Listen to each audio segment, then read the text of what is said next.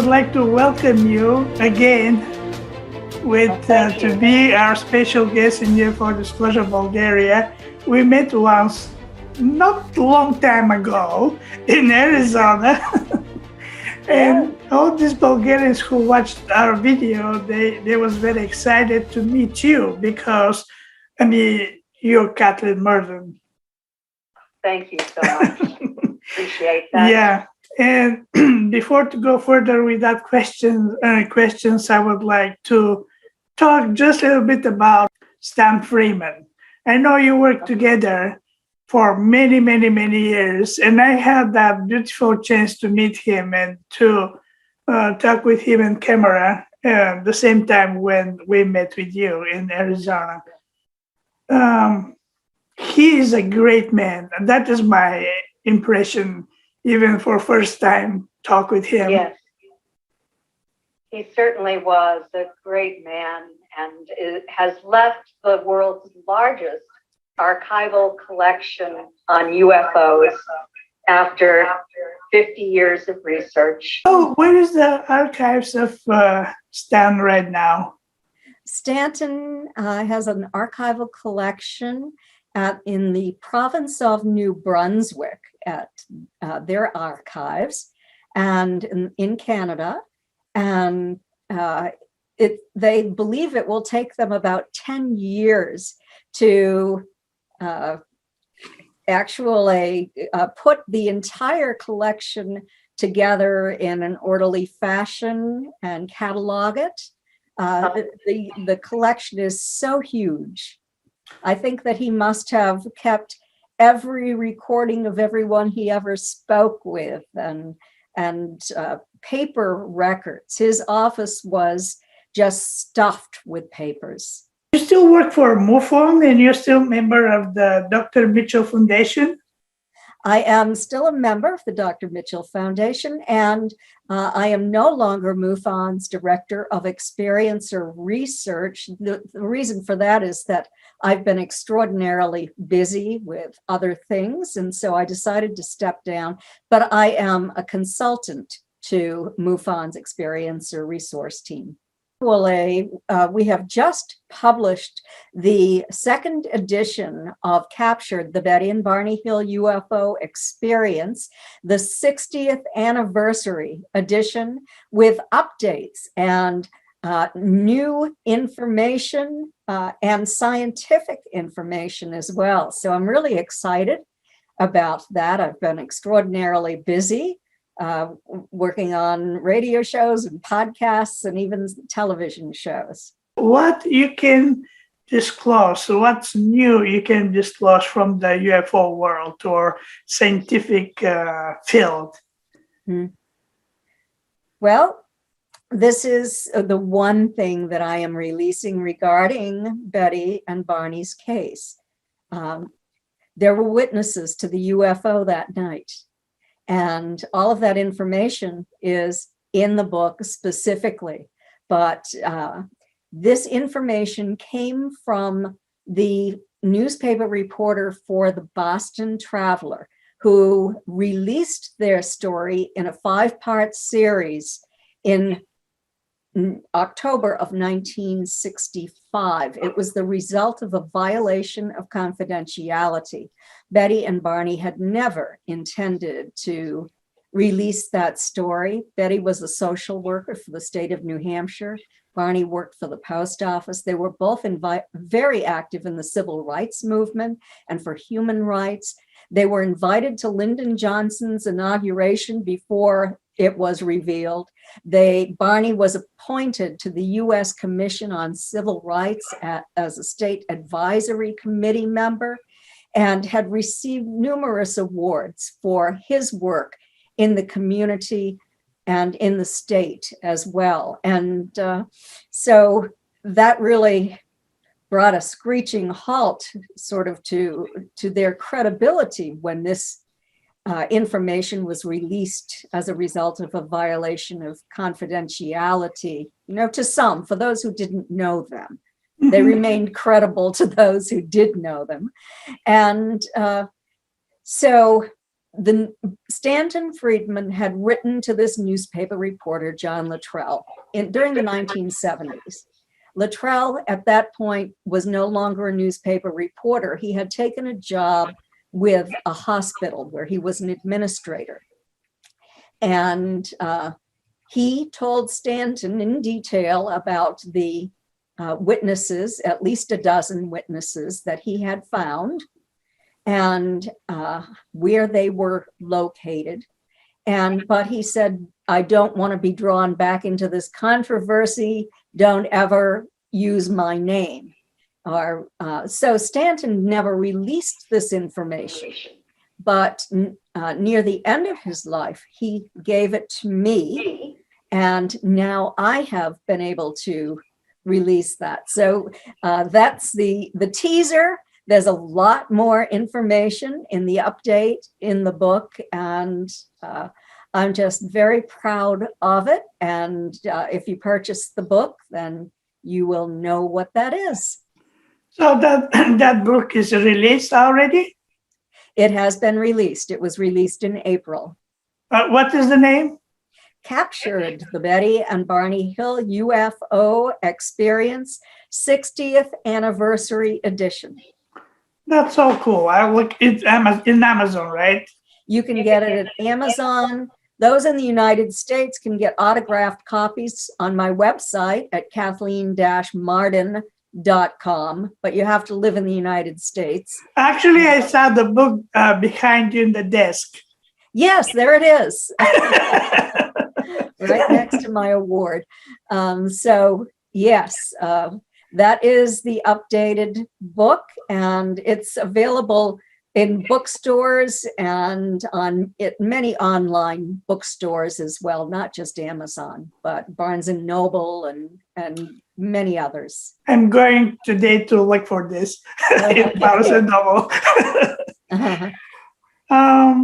So you know about this conference in Bulgaria? We rescheduled for next year, September 2022. Do you think you'll be able to come, or you can enjoy via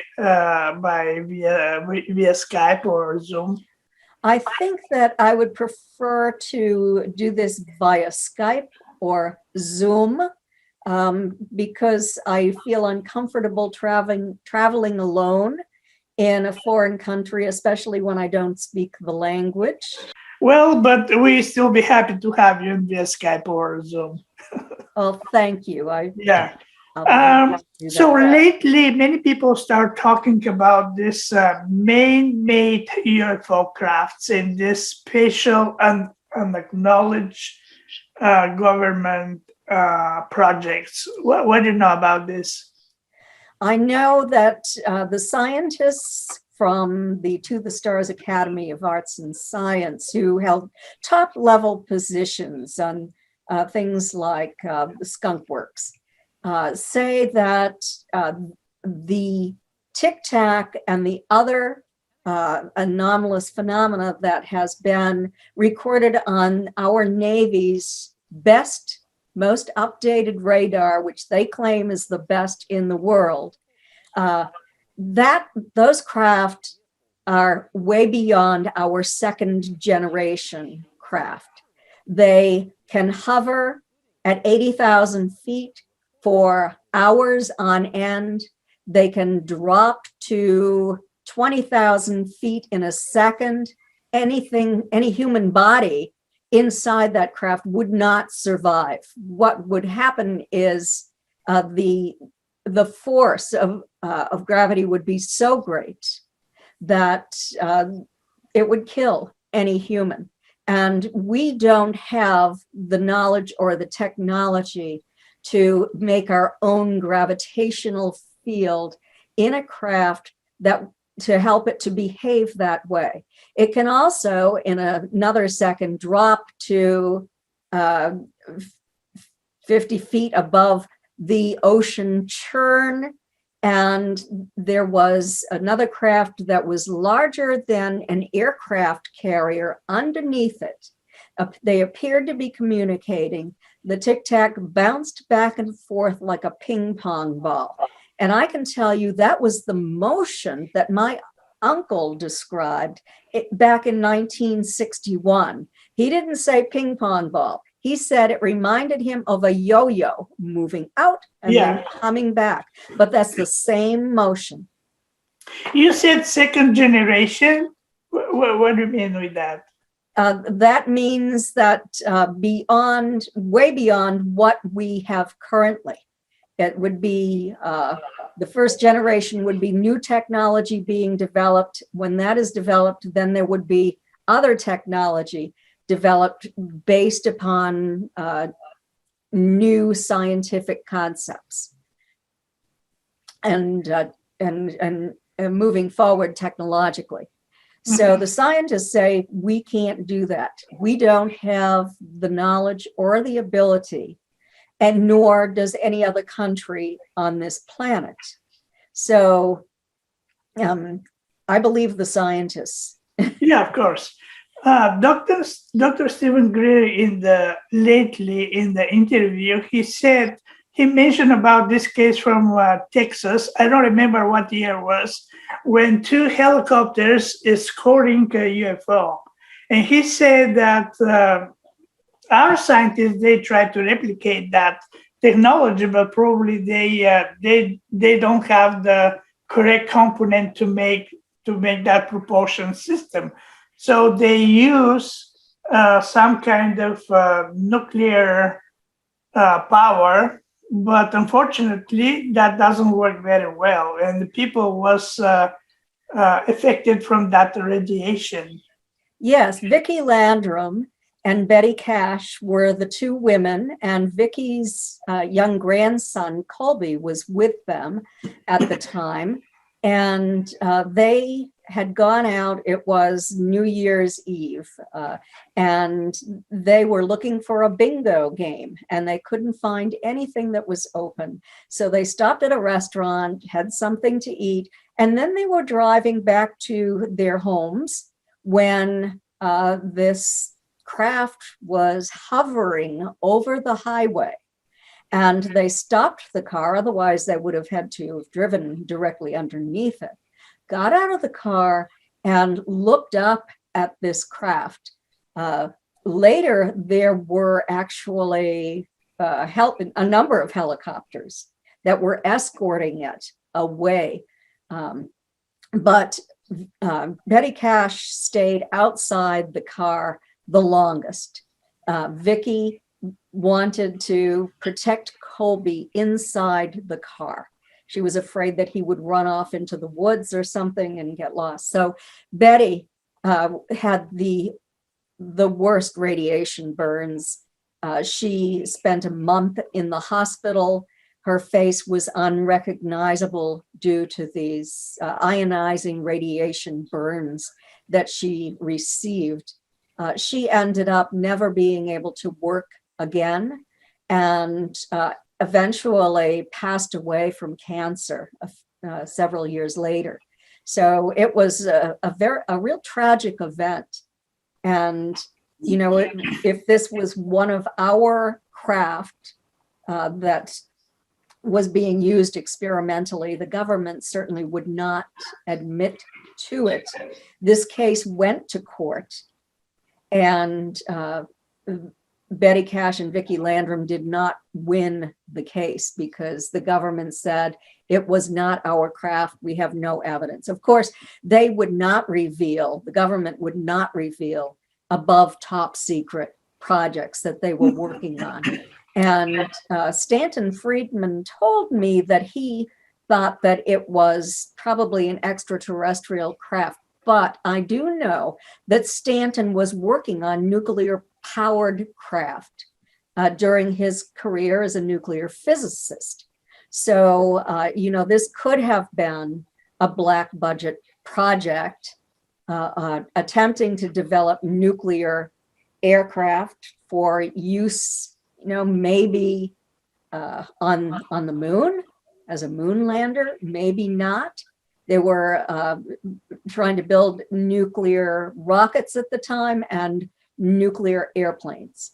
So, you know, it could have been ours. The government just would not admit to it. And unfortunately, Betty Cash lost her hair in spots, her fingernails, just was a horrible mess. And Vicki Landrum received some burns as well, but not as many as Betty did. Mm-hmm. Do you know approximately what was the distance from her to the craft? Oh gosh, I'm trying to remember. I even wrote about this in Fact Fiction and Flying Saucers. Because it was fairly close. It was hovering, maybe within 100 feet of her, maybe closer. That's very close. Yes, it was close. Lower than treetop level is my understanding, if my memory is correct. That's fine, yeah. Maybe there's many more witnesses with this, and maybe many other people were get that radiation. Yes, there were other witnesses that night, it's my understanding, and as it moved off, it was being escorted by Army helicopters. Yeah. What new? I mean, did you still work on some cases, or you was busy only with the book and this documentary? I have been working on a big case, and so I don't have a lot of time to work on smaller cases. I do give consultations to people who would like to speak with me about their events. And people can purchase that on my website at kathleen-mardon.com. But I have worked on this very large case where I was contacted by two highly credible women, well-educated women, who were respected paranormal researchers. And Stantън Fridmан introduced them to me. He had met them at a conference. He had attended their lecture. They were speaking about theoretical physics, and he was impressed by what they were talking about. So they came to me and asked me if I could locate a confirmed abductee, someone whose case had been investigated over and over again, and it had been determined that it was real. And within traveling distance of the two of them, I did find someone. I found Chris Bledsoe, and Chris agreed to allow them to do an experiment at his home. They set it up, and they took all of their equipment to Chris's home. A Bell and Howell video camera, devices to record EVPs, I believe magnetic fields. They were not carrying their own possessions, or in terms of bags or cell phones or anything like that, anything that could possibly interfere with what they were doing. One of those witnesses, Ashley, is a historian, and she actually researches the genealogical history of the people who live in the house and the owners of the house. So they had done all of this research. The night arrived, they're outside holding the recording devices. The camera has been left running in another location. And Chris says, I believe that's a craft coming in now. It was next to the moon, and it was coming in larger and larger. The next thing they knew, they were reeling back and forth, feeling nauseated. They didn't know what happened. The equipment they had been holding in their hands was on the ground behind them, the wet ground. They never would have intentionally put it on the wet ground. And they went into Chris's home after they picked everything up. And his wife said, "Where have you been? I've been looking for you. You go someplace? You weren't out there." And so this left the mystery of missing time. What happened, if anything? And what they discovered is that video camera that they left running, recorded for a couple of minutes, maybe, an abduction in progress. There was a blue, almost a blue-violet light that went across the screen. You could see in one case, there was a break, and there was an entity that was not fully materialized. You could see through parts of her dropping off. She was in that beam. She dropped off. She materialized as she came closer to the ground and became larger. There was another entity who had dropped off and was sitting on the ground. He lifted up into the air. He appeared to be wearing some kind of backpack, had a very strange bent neck, head forward, kind of a long neck, the knees bent, and it glided across the screen. And when it was doing this, it had a white light in one hand and a blue light in the other. And those hands were moving back and forth, and its head was turning back and forth, maybe looking for the humans. And then there was a huge flash of light, and there was an entity that was closer to the camera, and the camera took a photograph of that. When that entity realized that it was being photographed, it left the scene very, very rapidly. That is super cool.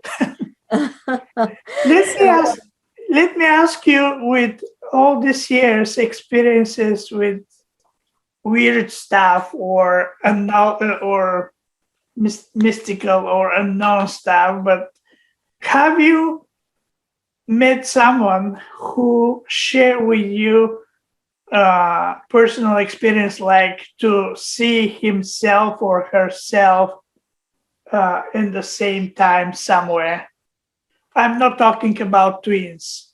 Did you understand my question? I think that you're talking about two of the same individual. Is that correct? Yeah. Yes.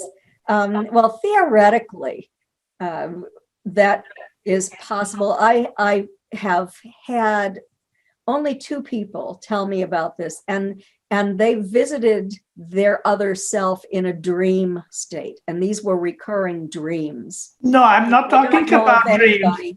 I don't know of anyone who has met themselves. No, I haven't. Have you? That's me. That's you. Okay. So you have met yourself. Can you tell me about where you saw yourself? Oh, that was super crazy. I still was a student, maybe 18 years old or maybe 17 years old. And I walk in that happened in Bulgaria. I walk in the street, and it was around maybe noon or maybe 1 or 2 p.m., something like this. And no one was in the street, just me. I walking, going to downtown of that city. I was in that time. And then I saw a person walking in in front of me, but walking in that way. and I stop, and this person looks exactly like me. The same hairstyle, same face, same jacket color, absolutely everything was the same. Wow. I stop. He cannot see, he haven't seen me, but I see him. Oh. And that person, me, eventually, he just walked and turned right on to the another street. And I was stayed like this, and I don't know what to say. I don't know what to think. And because I'm adopted, so for a moment, I think maybe I have a twin. Uh-huh. But actually, there's not twin. Mm-hmm. And for many years, I had that question in my mind, and coming and living, time to time, until 2 years ago when I was in Miami, I met, Ray Hernandez, I believe. Yeah, yes, I know Ray well. He met me with one of his friends. I forget his name, but he's Latino or maybe Cuban, former CIA officer. And he shared a story with he had a similar experience in Mexico. Uh-huh. And then I said, wow, I mean, I'm not alone with this. Right. But the other one couldn't see you, so you couldn't exchange conversation. I'm wondering if it was your etheric body that was separated from your physical body and that you were viewing yourself. You're talking for me or for him? For you. Or, I mean, if it's the same process, it could have applied to I wasn't completely conscious. Mm-hmm. So I don't know if something, some astral projection to go there, or I don't know. But I saw myself exactly the same way how I walking, the same jacket color, the hair, absolutely was 100% copy of me. I would have been very startled if that were me, I can tell you. What a mystery. It is. Okay, I don't want to take more of your time today, but I'm very thankful for this conversation, and I appreciate your time to spend with us. It was a pleasure to speak with you again. Yeah, and let's finish with this. After all these years of your investigating different kind of cases, but basically abductions, and asking you that because Stantън Фридман, in my interview with him, he said, I'm completely convinced that the planet Earth was visited and continue visiting from extraterrestrial life. What is your conclusion, if I can say conclusion? Well, I believe that we are being visited by highly technologically advanced individuals from another planet that have interdimensional technology that they can use to remove people through solid surfaces. I believe that they open an interdimensional portal, and sometimes if that is not closed, it allows other entities from other dimensions to come through into our dimension as well.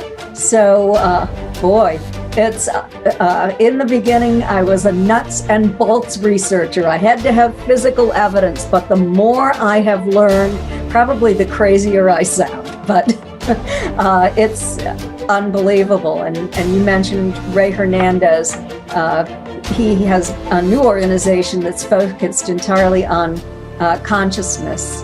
And so I have learned a lot, and I agree with Ray, but I do not think that all of it is interdimensional and from this planet. I think that there are other possibilities, such as I just stated, and possibly time travelers coming back.